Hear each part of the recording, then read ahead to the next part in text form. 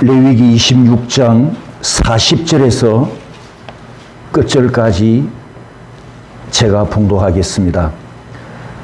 그들이 나를 그스른 잘못으로 자기의 죄악과 그들의 조상의 죄악을 자복하고 또 그들이 내게 대항함으로 나도 그들에게 대항하여 내가 그들을 그들의 원수들의 땅으로 끌어갔음을 깨닫고 그 할례 받지 아니한 그들의 마음이 낮아져서 그들의 죄악의 형벌을 기쁘게 받으면 내가 야곱과 맺은 내 언약과 이삭과 맺은 내 언약을 기억하며 아브라함과 맺은 내 언약을 기억하고 그 땅을 기억하리라.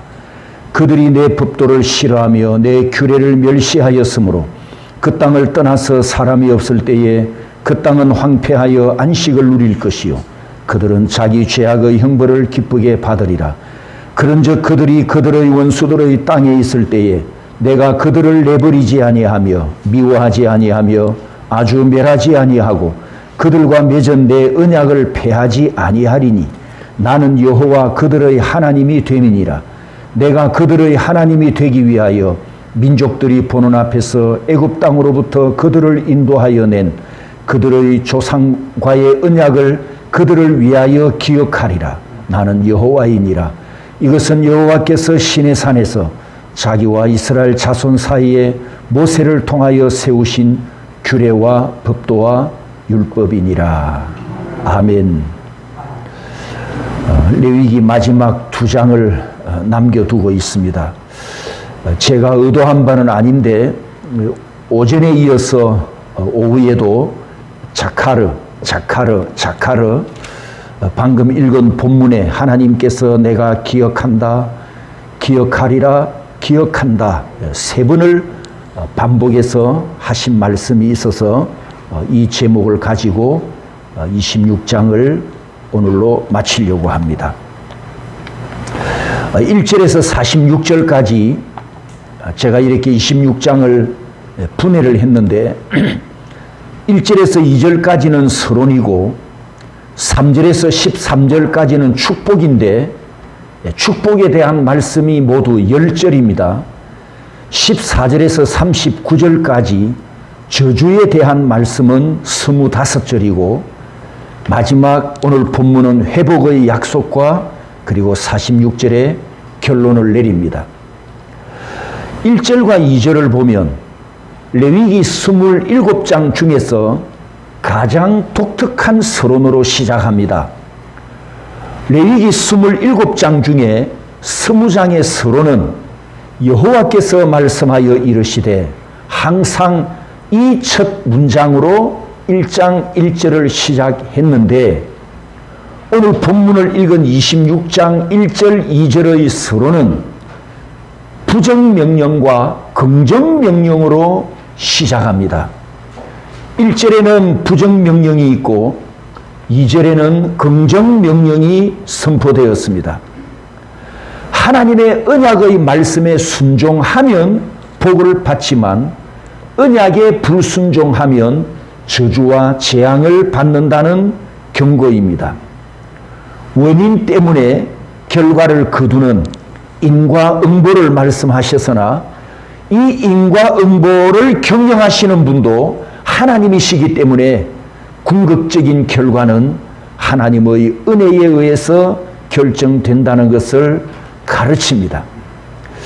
1절과 2절을 우리가 조금 더 자세히 보면 1절의 부정명령은 우상을 만들거나 우상을 숭배하지 말라는 것이고 2절의 긍정명령은 하나님의 안식일을 지키고 하나님의 성전을 경외하라고 하신 후에 1절과 2절 끝에 보십시오.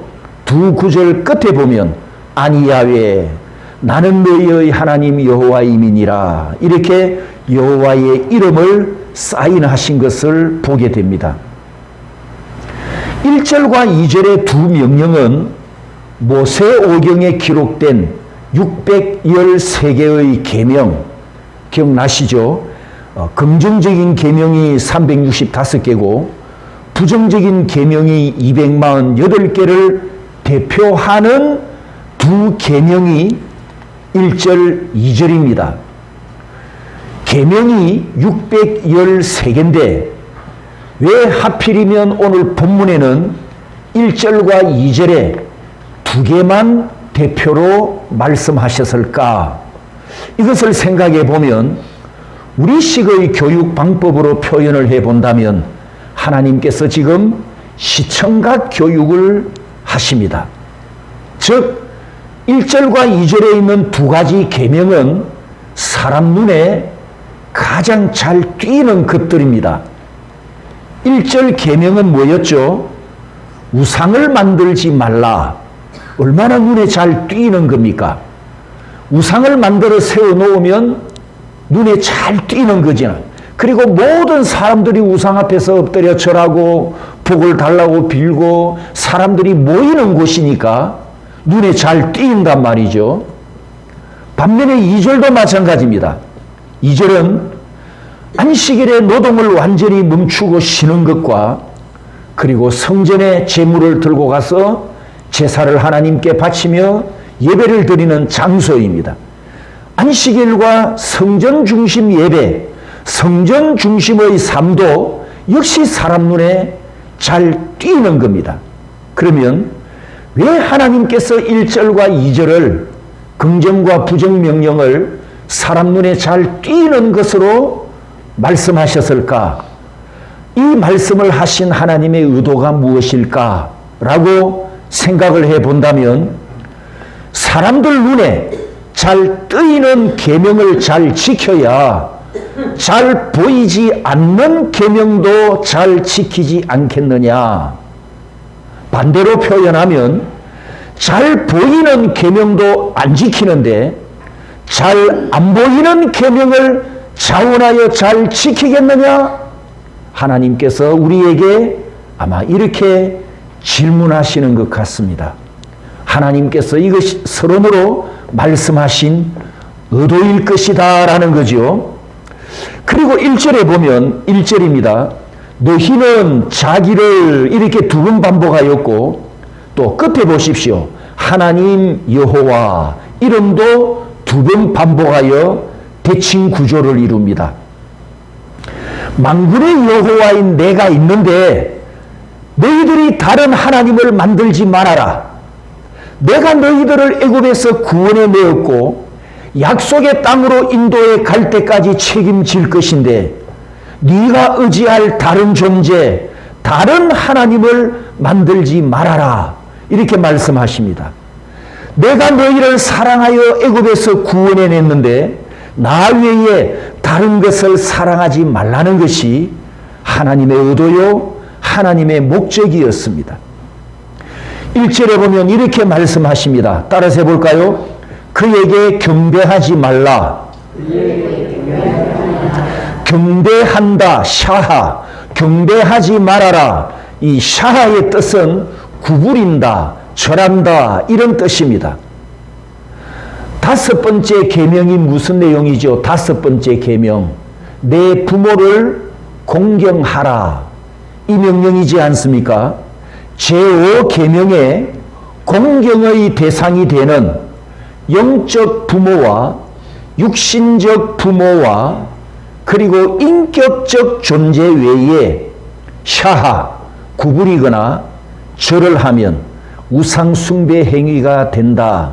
이것을 하나님께서 우리에게 가르치십니다.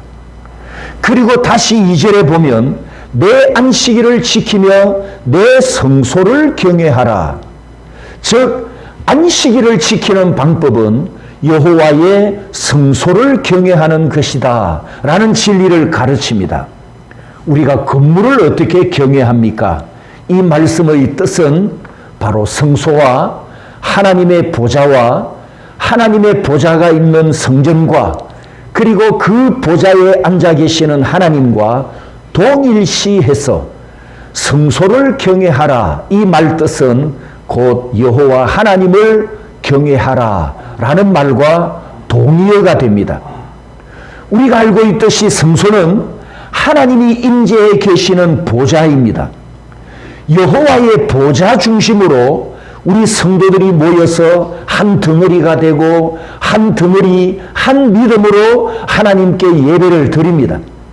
그러므로 안식일을 즐거워해야 하고 성전에 모여 예배 드리는 것을 기뻐해야 합니다. 여호와를 경외하는 것과 예배를 즐거워하는 것과 여호와의 말씀을 경청하는 것은 내게 임재하신 여호와의 통치 아래로 내려간다. 이런 의미가 있습니다. 즉 오직 하나님 중심으로 신앙생활을 해야 한다는 뜻입니다. 그 다음에 3절과 13절을 보면 축복의 말씀을 하시는데 4절과 5절에 풍성한 수확을 말씀하셨고 6절에는 전쟁이 없는 평화를 말씀하십니다. 6절에 보니까 사나운 짐승을 그 땅에서 제할 것이요. 여러분, 사나운 짐승도 통제하시는 하나님이시라면 사람의 마음과 원수의 마음과 대적자의 마음도 능히 통제하시는 창조주 하나님이심을 믿을 수 있겠습니까? 그러니 전쟁이 없는 평화가 온다라는 뜻입니다. 그런데 요즘은 보니까 이 전쟁이라는 것이 국가와 국가끼리만 싸우는 게 아니고 이 가족끼리도 가정에도 전투 중에 있는 가정들이 보입니다. 여러분 혹시 돈 많습니까? 돈 없습니까? 그게 행복입니다.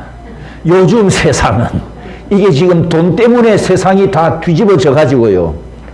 차라리 돈 없는 집은 싸움이 없는데 돈 많은 집이 싸우는 집안이 참 많습니다. 서로 많이 차지하려고 안 주려고 부모님들은 눈 감을 때까지 안 주려고 버티고 자식들은 어떻게 하면 죽기 전에 좀 더 많이 받을까 그렇게 또 방법을 찾고 그러니까 이 전쟁터가 나라와 나라와의 전쟁이 아니라 물질 때문에 가족끼리 전쟁을 하고 집안이 전쟁터가 되어버리고 그러니 평안이 없고 안식이 없습니다. 우리 그리스도인들은 진정한 평화를 원한다면 우리가 하나님의 뜻대로 사는 길밖에 없습니다. 7절과 8절을 보면 5명이 100명을 쫓아내고 100명이 10,000명을 물리치는 강대국을 약속하십니다. 이 말씀이 성경에 이루어진 사례들이 있지 않습니까? 창세기 14장에 아브라함이 318명의 종들을 이끌고 내 나라 연합군과 싸워서 대성을 거두었습니다. 사사기 7장에 기드온이 300용사를 데리고 10만의 미디안 군대를 이깁니다. 여러분, 이런 전쟁이 가능할까요? 성경은 뭐라고 답을 가르쳐 줍니까? 사무엘상 17장 47절에 따라서 합니다. 전쟁은 여호와께 속한 것인즉 모든 전쟁은 여호와께 속하였기 때문에 승리 비결은 무기에 있지 않고 전적으로 여호와께 있다라는 진리를 가르칩니다. 그 다음에 9절에 있는 복은 번성과 확장의 복인데 10절을 보면 새 곡식을 먹을 때까지 집안에 묵은 곡식이 넘쳐 식량이 떨어지지 않는 복을 약속하셨습니다. 여기서 여러분 묵은 곡식이라 이런 표현을 썼거든요. 이게 무슨 곡식인지 아십니까? 묵은 곡식. 작년에 추수한 곡식입니다.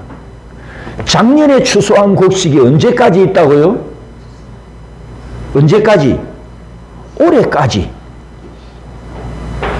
그런데 10절에 새 곡식을 먹을 때까지 새로 추수를 올해 씨를 뿌리고 올해 추수를 거둘 때까지 작년의 곡식이 아직도 남았다. 그러면 도대체 그 곡식 창고에 식량이 얼마나 많이 쌓여 있다는 뜻입니까? 하나님께서 이렇게 풍성한 추수의 복을 약속하셨습니다. 11절과 13절에는 하나님의 임재를 약속하십니다. 하나님의 축복은 하나님의 집인 성전을 우리에게 주신다는 것인데 다르게 표현하면 곧 하나님 자신을 우리에게 주신다는 뜻이고 이 말씀이 어디서 이루어집니까? 예수님께서 오셔서 십자가에서 자신을 아낌없이 다 주심으로 참 성전을 세우셨고 내 안에 임마누엘 하셔서 내가 하나님의 성전이 되었습니다. 할렐루야. 11절에 보면 싫어하다라는 말씀이 있습니다. 싫어하다. 가알이라고 하는 이 단어가 26장에서 11절, 15절, 30절, 43절, 44절 반복해서 나타나는데요. 이 연속에서 기록된 가알, 싫어한다는 단어를 따라가 보면 백성들이 하나님을 싫어하면, 내가 하나님을 싫어하면 하나님도 나를 싫어하신다, 이런 뜻입니다.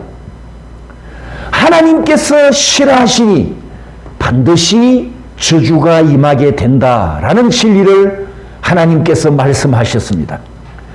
그 다음에 14절에서 39절까지가 저주의 말씀인데, 이 저주의 본문은 축복 본문보다도 분량이 3배에 가깝습니다. 이런 차이는 우리가 많이 인용하는, 또 읽기도 하는 신명기 28장에서도 확인할 수 있죠. 여러분, 신명기 28장도 순종하면 복을 받고 불순종하면 저주를 받는다는 본문이 길게 기록되어 있지 않습니까? 거기도 두 개를 비교해 보면 축복에 대한 본문은 1절에서 14절까지고 저주에 대한 본문은 5개의 주제로 묶이면서 14절에서 39절까지 또 15절에서 68절까지 무려 3.5배나 더 많이 기록된 것을 보게 됩니다.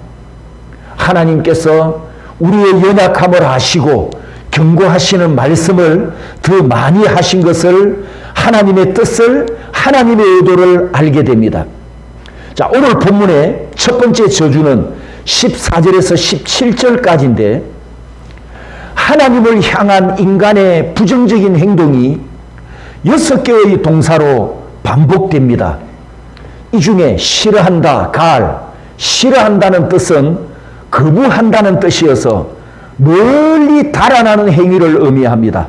즉 하나님이 싫어서 하나님에게서 멀리 도망친다, 이런 뜻이란 말입니다. 그리고 그 6개의 동사 중에 멸시하며라는 단어가 있습니다. 마스인데, 여러분, 이 멸시하며라는 단어가 모세오경에서 딱 5번만 사용됐고 26장에서 3번 사용됐습니다. 15절에 보면 내 규례를 멸시하며, 43절에 그들이 내 법도를 싫어하며, 44절에 그러면 내가 그들을 싫어하지 아니하며, 하나님께서는 그러나 너희들을 버리지 않겠다, 이렇게 지금 말씀하신 겁니다. 그런데 여기 마스라는 단어, 멸시하며라는 단어의 뜻은 거절하다, 팽개치다, 이런 뜻인데, 이게 우리 환경에서, 우리 문화적인 환경에서 설명을 하면 이런 뜻입니다. 부모가 자기 자식에게 맛있는 음식을 차려서 자식을 사랑하는 마음에 밥상을 차려줬단 말입니다. 그런데 이 자식이 부모를 사랑하지 않습니다. 부모를 사랑하지 않는데 자기 먹으라고 맛있는 걸 차려주니까 더 화가 나버렸어요. 그래서 어떻게 합니까? 밥상을 한국식으로 냅다 차버려서 엎어버린단 말이에요. 밥상을 이 엎어버리는 행위가 내팽개치다, 거절하다, 멸시하다, 마스의 뜻입니다. 그렇다면 보십시오. 15절과 43절을 보십시오. 하나님께서 우리에게 차려준 게 뭐죠? 15절과 43절에 따라서 합니다. 내 규례, 내 법도. 하나님이 뭘 차려주셨다고요? 생명이 되는 진리의 말씀 밥상을 차려줬잖아요. 그런데 이걸 어떻게 했다고요?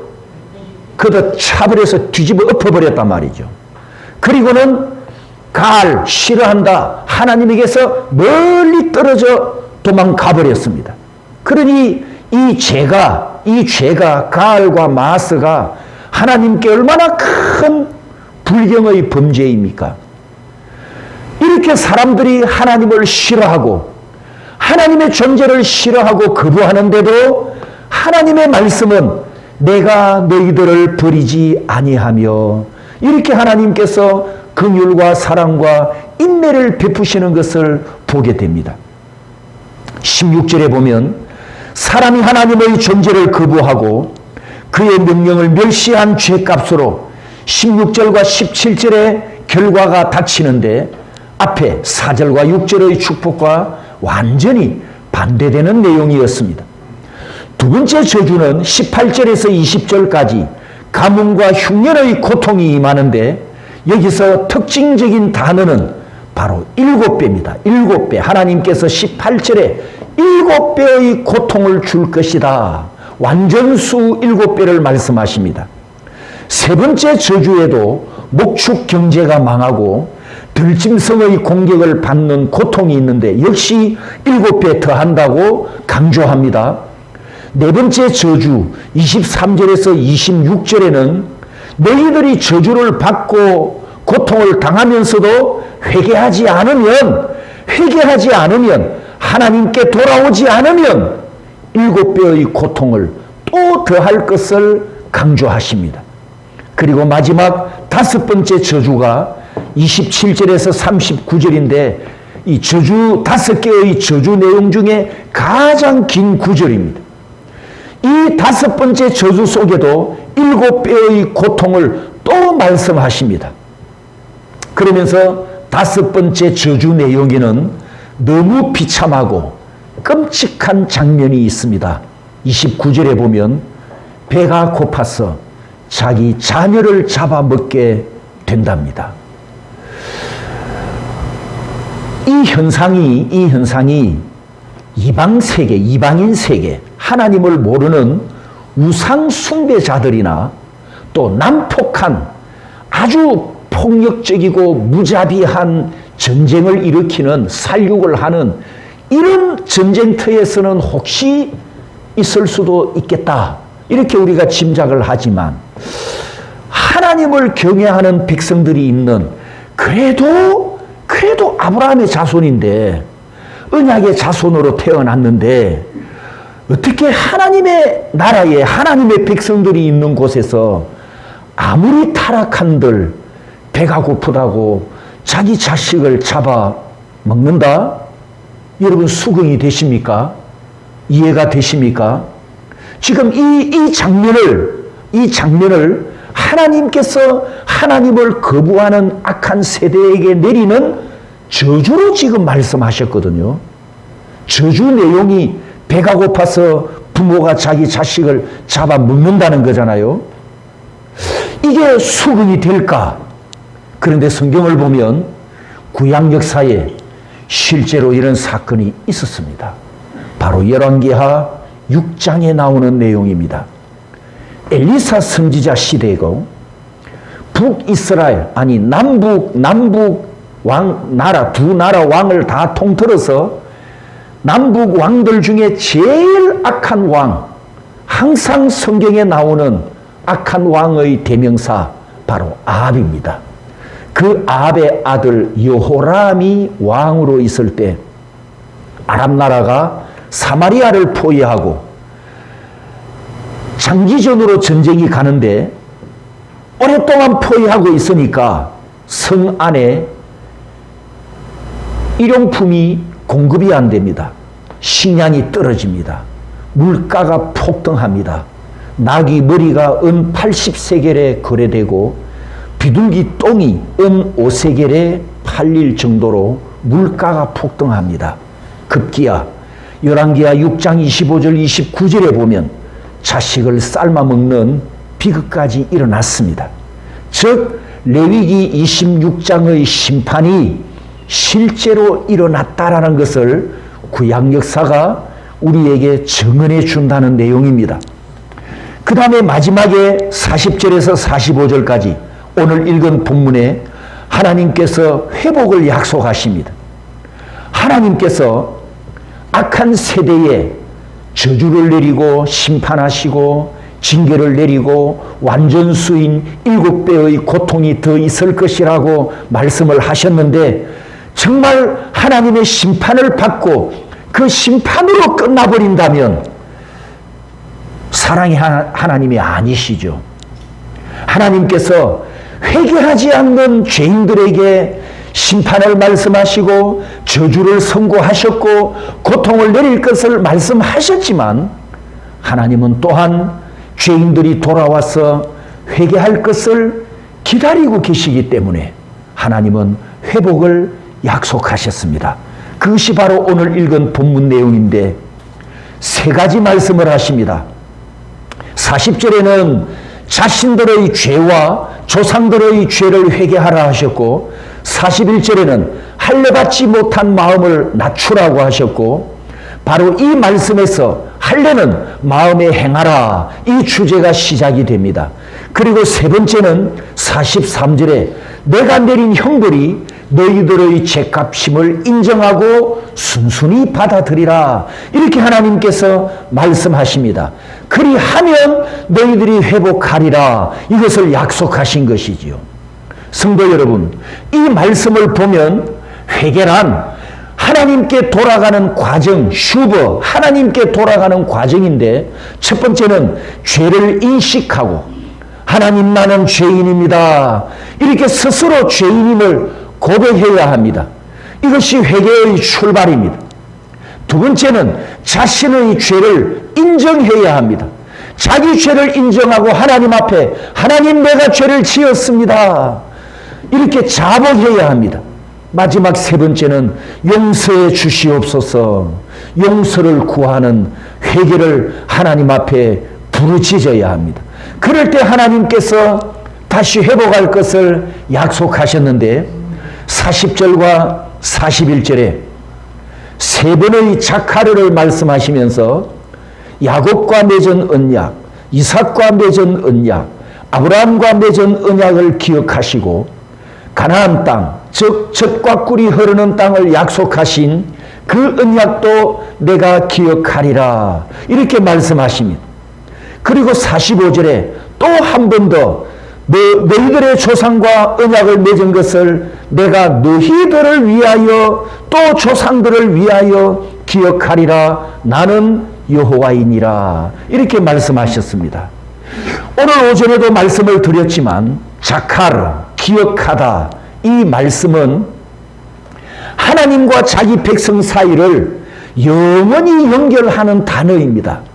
자카르는 하나님께서 나를 절대 잊지 않으신다는 약속의 단어이고 하나님과 나 사이에 끊어짐이 없는 약속의 단어입니다.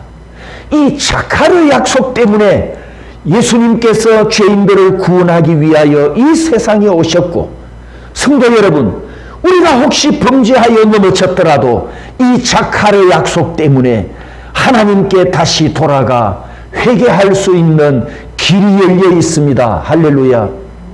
자카르 약속 때문에 하나님께서 자기 백성을 거부하지 않으시고 싫어하지 않으시고 이스라엘이 완전히 멸망하지도 않으며 하나님의 약속이 폐기되지도 않습니다.